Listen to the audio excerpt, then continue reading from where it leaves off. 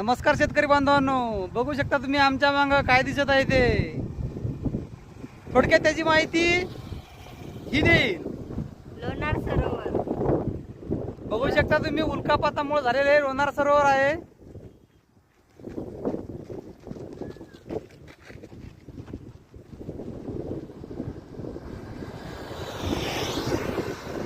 खूप छान नजारा आहे.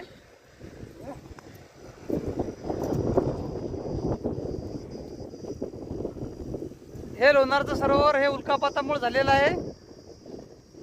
तर तुम्ही कधी आले तर नक्की भेट द्यायला.